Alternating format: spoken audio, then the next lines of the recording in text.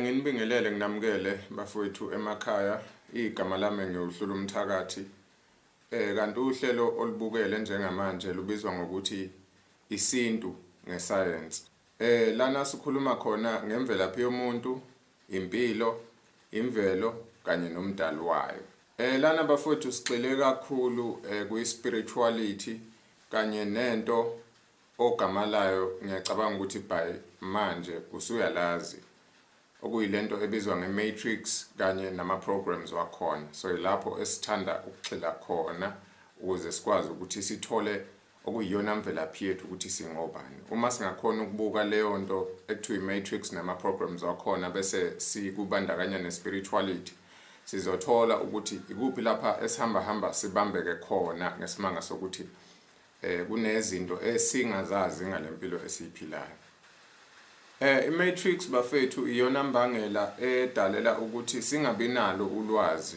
lukaNkulunkulu imvelo kanye nempilo esiyiphilayo asinalo ulwazi lwazo zonke lezo zinto ngokujula kwalo lokho kubangelwa ile matrix nama-programs wakhona esiphila ngaphansi kwakho izinkulumo zami bafethu zigxile kakhulu kwi-cosmic history okanye ungathi i-space science mawuthanda i-quantum physics i-molecular biology i-physical science i-biology kanye ne-human anatomy i-kilontic science kanye ne-Merkaba mechanics ebengingathanda nje bafethu sikwazi futhi sik-understande ngalempilo esiyiphilayo ukuthi lempilo esiyiphilayo ngani zakwethu ayinjengoba besicabanga ukuthi injalo luningi ulwazi nomlando okufihliwe ngalempilo esiyiphilayo uyabona and ulwazi esinikelwe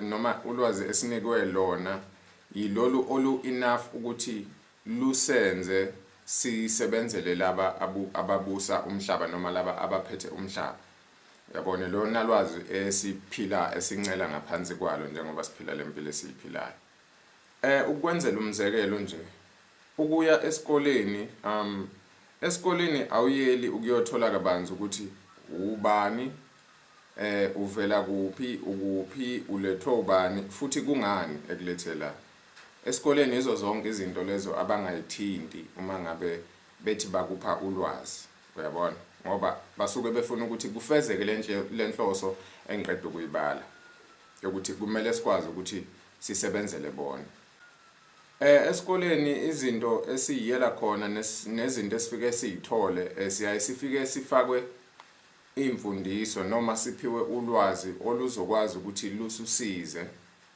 sikwazi ukuthobela imithetho yalaba abasiphethe sikwazi kahle nje ngizama ukuthi esikoleni uyela ukuyofunda ukuba ngumthengi kanye nomsebenzi zimbili nje indima wena noma indima oyidlalayo la emhlabeni lempilo esiyiphilayo ngaphansi kwalento esithi matrix nama programs akhona ukuthi ube i-consumer and number 2 ube ngumsebenzi therefore kubenefita laba bantu abaphethe umhlaba hayi wena okunye futhi ophinde ufundiswe khona esikoleni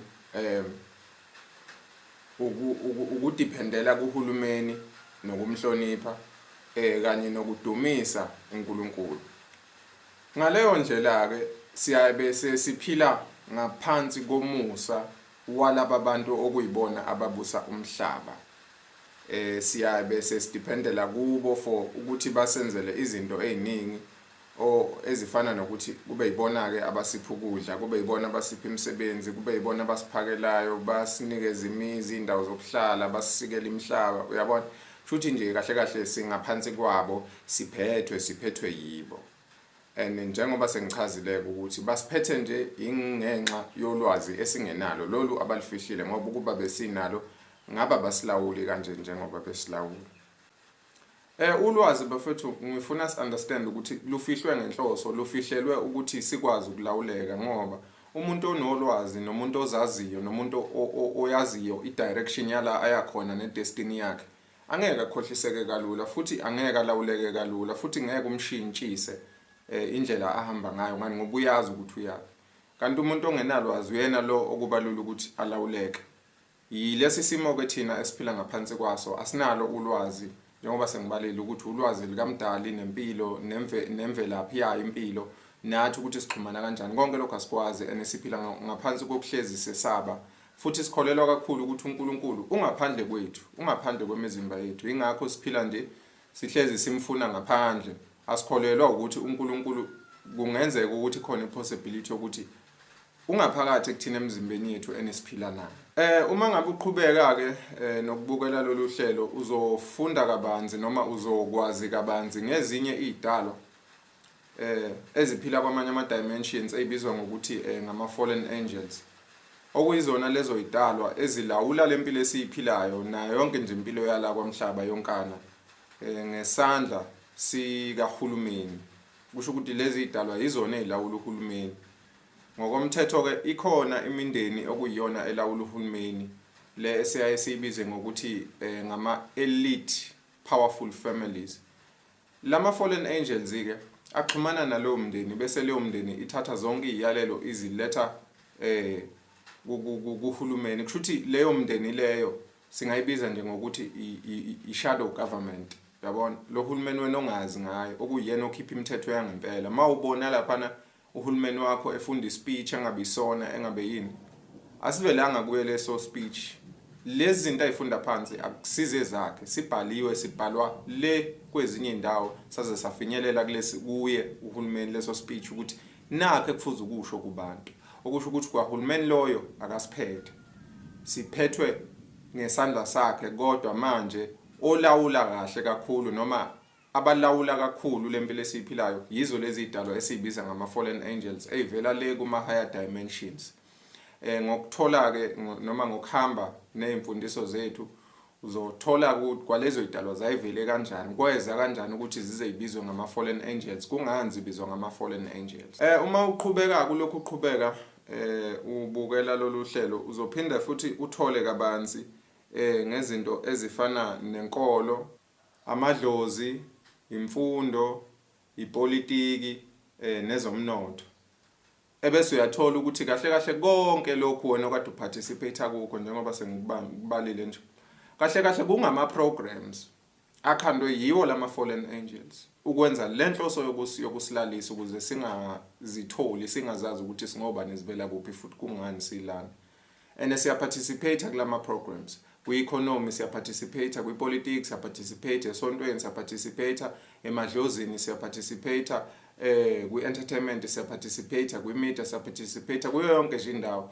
Konke lokho kungama programs akhandwe yilama fallen angels ukuthi afeze lenhloso yokuthi asilalise thina singazazi ukuthi singabobani.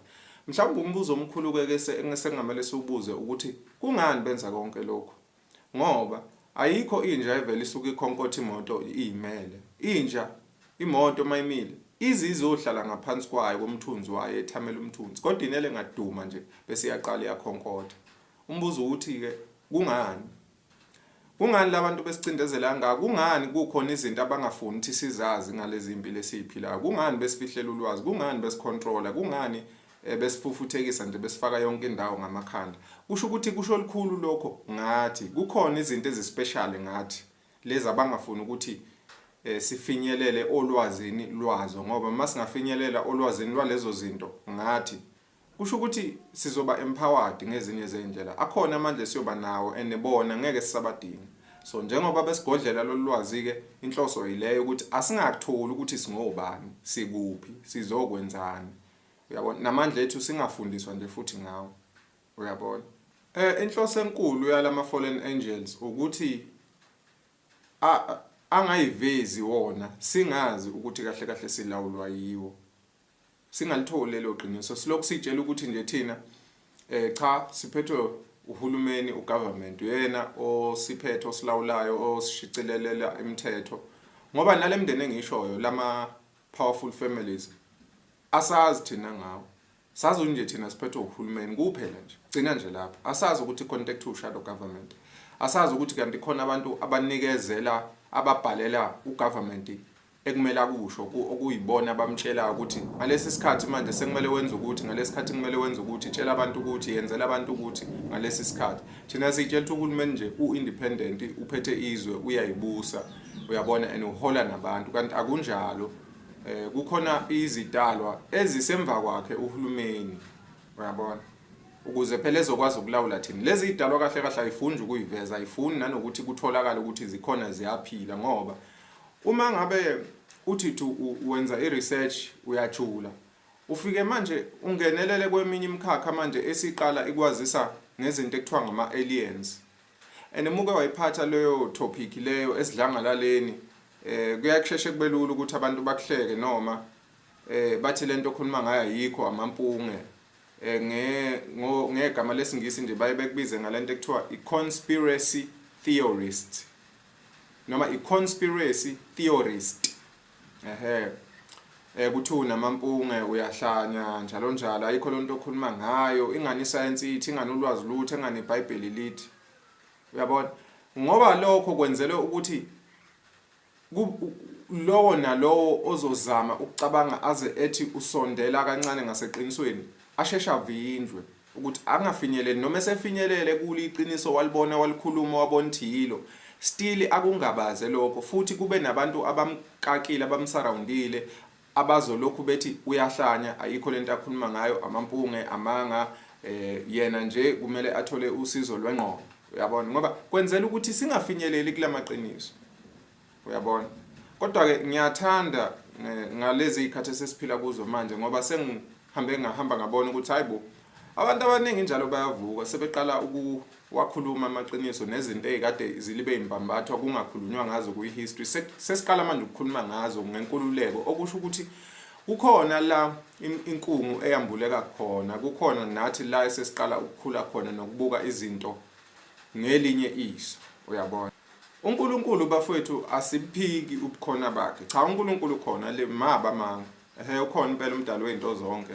umenzi wezinto zonke umdali wezulu nomhlaba ukhona uyaphila ukhande zonke izinto kodwa uyabona lo esifundiswe ngaye lapha esontweni cha elami lithi akusuyena bafowethu akusuyena uNkulunkulu cha ukhona kodwa lo esifundiswa ngaye lapha akusuyena ngani zakwethu ngiyaphika impela lapho ngize ngima ngobhozo ngokungabi nalo ke ulwazi olugcwele ngoNkulunkulu ukuthi kahle kahle ubani siyabeke singabantu sesenza izinto esisuke sizitshela ukuthi zingukufuna futhi zingukuthanda kwakhe uNkulunkulu noma zihlangene naye uNkulunkulu kanti lezo zinto akunjalo ayihlangene nokuhlangana noNkulunkulu kunalokho zisimamisa lama fallen angels engashoyo ngisho ngizama ukusho ukuthi lama fallen angels asikhandele ama programs esizo participate ngaphansi kwawo sibe sizitshela ukuthi lokho esikwenzayo noma ngayini kusebenzela uNkulunkulu futhi kungukufuna kwakhe nokuthanda kwakhe uNkulunkulu sizenzeke lezo zinto esiphila ngaphansi kwazo ekufana nokuhlabela amadlozi nje nokuya esontweni wena mawukwenza ukwenza ngenhliziyo emsulwa emhlophe uyitshela ukuthi indlela yakho yokuzama ukuxhumana noNkulunkulu kanti awubona ukuthi kune bridge la phakathi nendawo noma kune ceiling board la phakathi nendawo ehlukanise wena noNkulunkulu njalo mawenza lezi zinto lezi wena ufika ushayise lapha ku ceiling board bese uyabuya phansi ku floor awukhoni ukudlulela ngaphezulu kwe ceiling board ngaso sonke leso sikhathi wena uyitshela ukuthi hayi kufuna uNkulunkulu vele okunye kwakho kufika ngamaphupho okunye kwakho kuba imicabango okunye kwakho kuba izibonakaliso okunye kwakho kuba ama ideas okunye kwakho kuba ama gut feelings ngani ngoba lama fallen angels are powerful kakhulu ayakwazi ukusinfiltrate thina infiltrate imicabango yakho namaphupha akho nemizwa yakho. Ezinye izinto ziqhamuke kuwe njengama ideas akho, uyabona ukuthi kujule kanjani, ngoba afuna inhloso yawo enkulu lama fallen angels ukuthi ayifihle wona, kube ngathi yonke lento thina siyazenzela la emhlabeni, siyayibusa, siyiphethe, akekho umuntu ongaphezulu kwethu. Kanti asikwazi lokho. Uhulumeni uyakwazi ke, yena uyaxhumana nalezi idalwa lezi. Yingakho ke bafowethu nezimpilo esiziphilayo zithi azithande ukuba nzima, ngoba siziphila isinxele impilo esiziphilayo. Siyiphila isinxele thina, sitshela ukuthi zonke lezi zinto esizenzayo izinto ezifunwa noma eziwukuthanda kaNkulunkulu futhi ziyafinyelela kuye, kanti akunjalo. Sikhohliswe ilezi idalwa lezi ezingafuni nanokuvela, nanokuthi sazi, nanokuthi zikhona la emhlabeni, ziyafika njalo njalo, sixhumane nohulumeni, uyabona, nabo bonke ababusi bomhlaba. Bafowethu, lempilo le esiyiphilayo kahle kahle yehlukene kabili. Kukhona impilo yasemfihlakalweni lena ebandakanya kakhulu izinto esingakwazi ukuyibona ngamehlo, bese kuba khona impilo yasenyameni lena ebandakanya izinto lezi ke esesikwazi ukuyibona siyikhombe ngamehlo. Ngesingisi nje bafethu, we have, noma impilo is divided into the seen and unseen realities, noma the spiritual and physical realities. Lempilo ngisho ngithi yasemfihlakalweni bafethu ilawulwa kakhulu ilento ekuthiwa i-energy.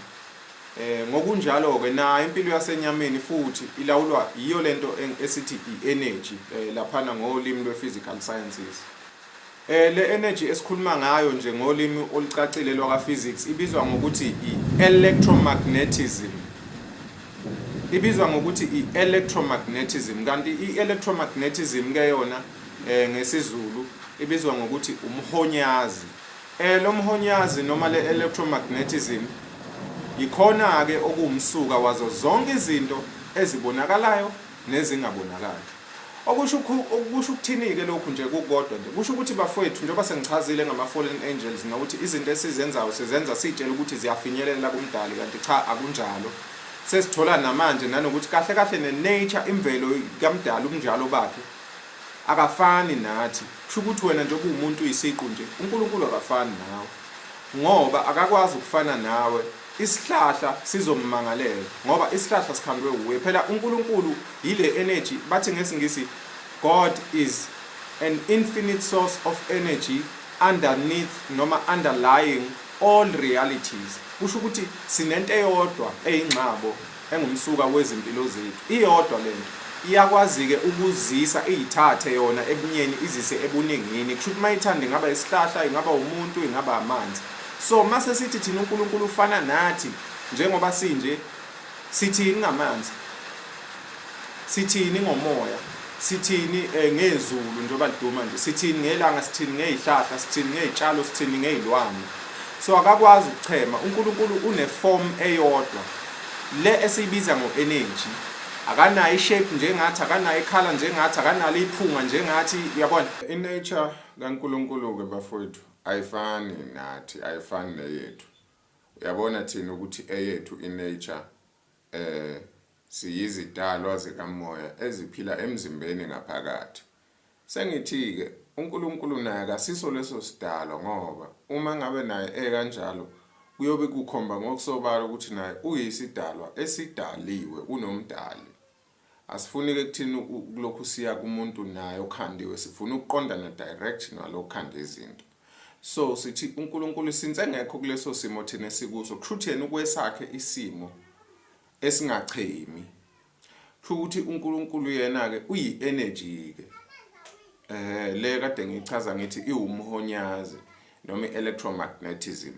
Yizo ke izinto sisazongena sijule lapho kuzo, ngoba masibe sikhuluma ngazo kuyogcina kusanguluka kuwe futhi kuphela nalokhu kwesaba onakho for uNkulunkulu. Ngoba ngalesikhathi umesaba ulibusa, usaba ukuthi uzokubhubhisa, uzokujaja, uyisoni wena, ifiye leyo ngolimi lwaka science siyibiza ngokuthi i-low vibrational energy, ngoba kukhona into ekuthiwa i-frequency spectrum. La kukhona ama-frequencies a-resonator emazingeni aphansi, bese kuba khona ama-frequency atholakala emazingeni aphezulu. Futhi sine energy etholakala emazingeni awukushisa namazinga awukubanda. Wena wabona i-thermometer ukuthi khona ukushisayo khona ukubandayo. I-energy ke i-circulator between that frequency spectrum of high and low. Uyabona ukubanda nokushisa, of up and down. So uNkulunkulu ke yena ukule position ye frequency spectrum le ephathelene namazinga ashisayo noma aphezulu. And usebenza ngawo uNkulunkulu kuze kube khona yonke into ekhona namhlanje wayecreate ngama high vibrational frequencies, naye evele eyileyo high vibrational frequency leyo. Thina ke njengoba silana si operate ngama low vibrational frequency, and angimele ngabe kuba kanjalo. Sikhandwa yilezi idalwa lezi esengizichazile ukuthi zingama fallen angels, and ayifuni ukuthi siwazi lamaqiniso. Njalo mangabe sesaba, njalo mangabe sikhothama, siphaphatha, siphahla, kumele sibe nalentobeko le ekithina, and leyo ntobeko ihlangene nokwesaba. Yiyo ke lentobeko eyenza ukuthi lezi idalwa eziphila kwamoya, ngoba zona lezo idalwa i-energy ziyakhona thina sikhona ukuyibona, siyibone ngisho ukubona, zona ziyayibona, ziyakwazi nanokuyiharvesta, ziyithinte, ziyibambe, ziyigodle, zisephuce yona. So ziyathanda ukuthi sihleze sikhipha le frequency noma energy le esithi semazingeni aphansi, ngoba ziphila ngayo, zizondla ngaleyo energy leyo. So ukuze siyikhipheke le energy siyinikezele kuzo, azifuni ukusitshela ukuthi yizona ezisilawulayo. Zifuna ukusenza sicabanga ukuthi cha thina siyiphethe noma siphethe uhulumeni, kanti futhi siyaxhumana noNkulunkulu ngoJehova nangokuphahlela amathongo nanokwamukela ubizo, okuyizinto ezingahlangene nalo uNkulunkulu esengimshilo, ngoba njengoba ngisho ukuthi angimphiki ukuthi ukhona, kodwa ngiphika indlela esixhumana ngazo naye lo uNkulunkulu lo. So ngiyathemba nje ukuthi ingane zakwethu lukhulu enizokuzuza ngokuba kulolu hlelo lwala ekhaya, nikwazi ukuthi nililandele nilibuke njalo mangabe kukhona engikuuploadayo, nizokwazi ukuthola ama notifications. Uyabona, mangabe nje futhi usubscribeile, ngiyacela ukuthi uyipress i-notification bell ukuze uzokwazi ukuthi update mangabe kukhona into engiuploadayo ngapha. Uyabona, kanti futhi mangabe usubukile, ngiyacela ukuthi ucofe leli button elinesithupha lika thumbs up, uyilike kahle kahle le video, uyilike, uyishare la ungayishare khona kuma social platforms wakho, ebese uyakhomenta. Uyabona, siyabonga nje kakhulu ngane zakwethu ukuthi nikwazi ukusithamela ngalesi sikhathi ngalomzuzu. Ilokho nje ebese niphathele khona namhlanje. Kodwa uze uwazi ukuthi kokulandelayo ke noma esiqeshini esilandelayo lapho sobe sesingena sesijula khona ke sesichaza ubunjalo bukaNkulunkulu njengale energy esithi i-electromagnetism. Sichaza ubunjalo bakhe, sichaze ngokusebenzisa i-quantum understanding noma i-quantum field. Sizobe understand ukuthi uNkulunkulu usuka kanjani kule position akuyona eyi-energy ezefinyelela khona eba isihlahla khona, ezefinyelela khona eba umuntu khona, ezefinyelela khona eba amanzi khona, eba iplanet khona, eba i-universe yonke, ngoba konke uNkulunkulu kukhandwe uyena msuka, uyena ngxabo yayo yonke impilo. Siyabonga.